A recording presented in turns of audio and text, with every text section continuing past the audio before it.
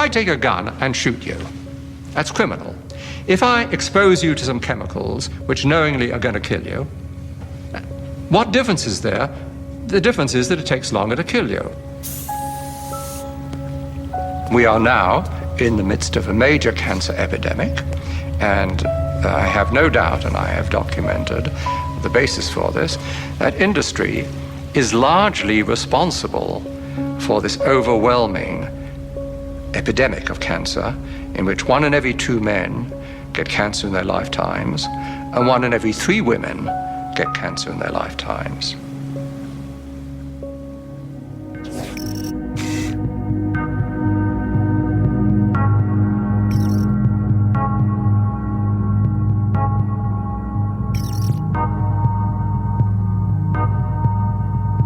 Towards the end of 1989, a great box of documents arrived at my office without any indication where they came from.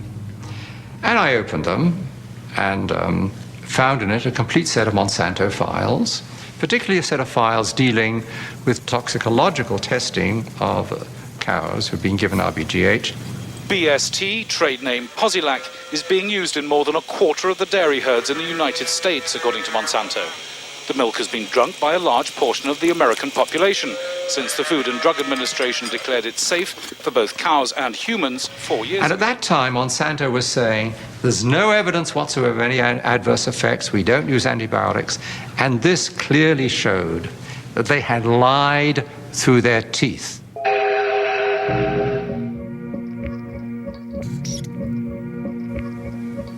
The files described areas of chronic inflammation in the heart, lung, kidney, spleen, also reproductive effects, also a whole series of other problems.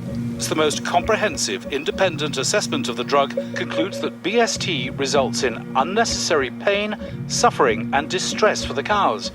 This is not acceptable for a drug designed simply to increase milk production. It is a silly product. The industrial world is awash in milk. We're overproducing milk.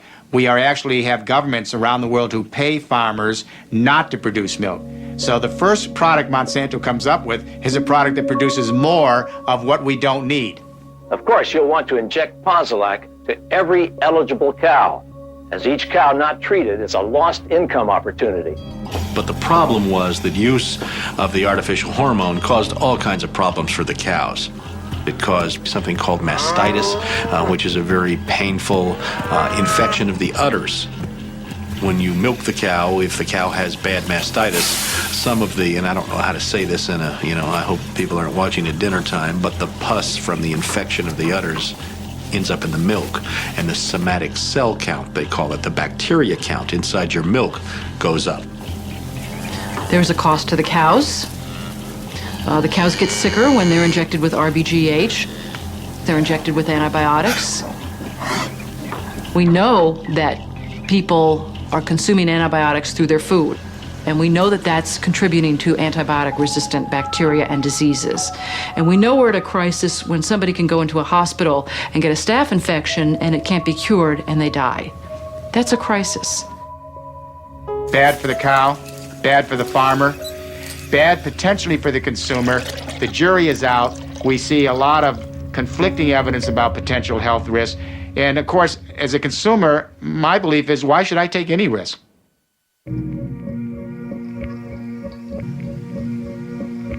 Factory farm cows have not been the only victims of Monsanto products. Large areas of Vietnam were deforested by the U.S. military using Monsanto's Agent Orange. The toxic herbicide reportedly caused over 50,000 birth defects, as well as hundreds of thousands of cancers in Vietnamese civilians and soldiers, and in former American troops serving in Southeast Asia. Unlike the Vietnamese victims, U.S. Vietnam veterans exposed to Agent Orange were able to sue Monsanto for causing their illnesses. Monsanto settled out of court, paying $80 million in damages, but it never admitted guilt.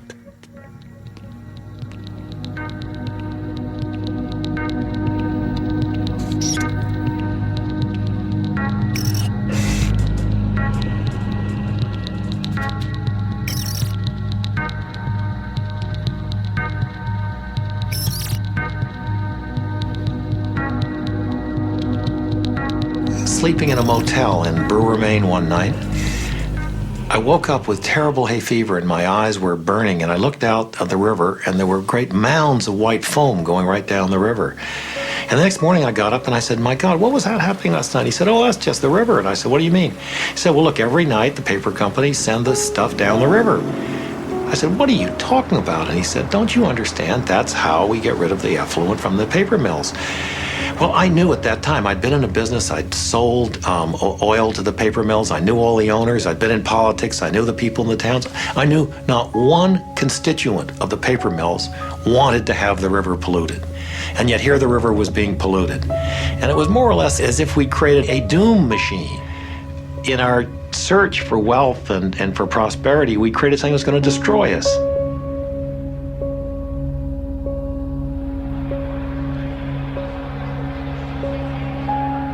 The traders who are involved in the market are not guys whose moral fiber when it comes to environmental conditions are going to be rattled at all. They're seeing dollars and they're making money. Brokers don't stay away from copper because it violates their religious beliefs or their environmental policies. No. When you think about it, but it's fleeting. It really is a fleeting moment. It's like, you know, yeah, oh yeah, well, the town's being polluted down there in Peru, but hey, this guy needs to buy some copper. And getting paid a commission too. Our information that we receive does not include anything about the environmental conditions. Because until the environmental conditions become a commodity themselves or are being traded, then obviously we will not have anything to do with that. It doesn't come into our psyche at all. You know, it's so far away and you hardly hear anything about it. I mean, keep in mind, I mean, there are things going on right in our backyards, for God's sake. We trade live hogs. I mean, there's so many pigs in the state of Carolina that is polluting the rivers, but how often do you find out about that?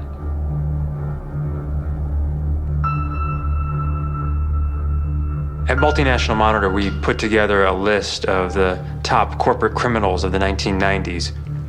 We went back and looked at all of the criminal fines that corporations had paid in the decade.